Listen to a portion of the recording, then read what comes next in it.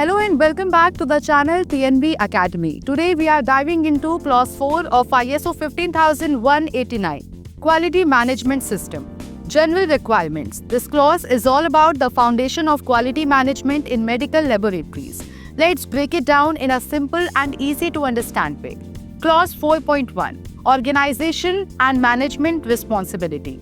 First, the standard says that the laboratory must be legally identifiable and have a clear organizational structure.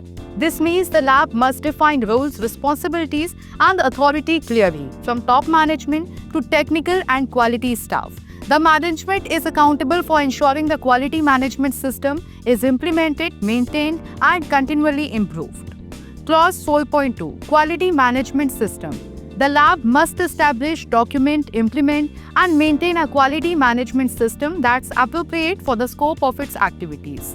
This includes having quality objectives, a quality manual, and documented procedures to support the system.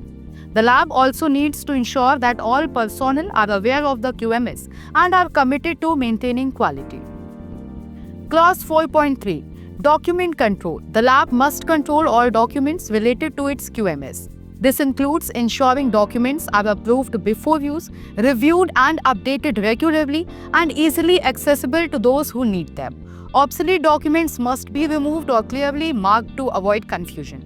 Clause 4.4, Review of Contracts. Before starting any work, the lab must make sure it understands the client's requirement and has the capability to meet them. This means reviewing requests, contracts, and work orders to avoid any misunderstandings later.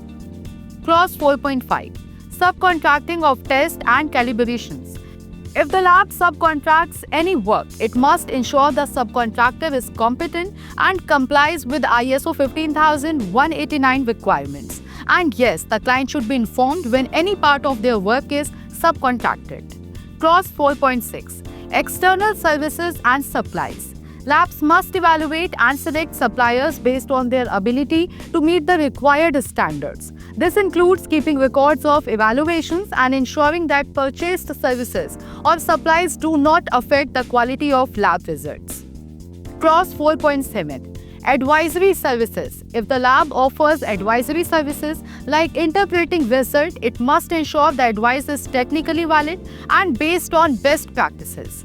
Clause 4.8, Resolution of complaints. Lab must have a system for handling complaints. All complaints must be logged, investigated, and resolved promptly, with corrective action taken when necessary. Clause 4.9, Identification and control of non-conformities. Any non-conformities in testing, equipment, or processes must be identified and addressed quickly to prevent incorrect results. Clause 4.10, Corrective action. And Clause 4.11, Preventive action. Corrective actions are taken after a problem has occurred. Preventive actions are steps taken to avoid potential problems in the future. Both must be documented, monitored, and reviewed. Clause 4.12, Continual improvement.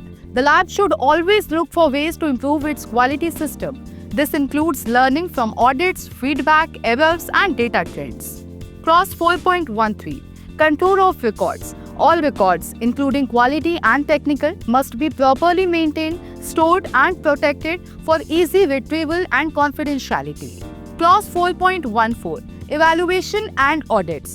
The lab must conduct regular internal audits and management reviews to evaluate the effectiveness of its quality system and identify areas for improvement. Clause 4 of ISO 15189 ensures that a laboratory is organized, responsible, and focused on quality at every level, from documentation and contracts to complaints and continual improvement. If this breakdown helped you understand Clause 4 better, don't forget to like this video and drop your questions in the comments below. Thanks for watching, and I'll see you in the next one.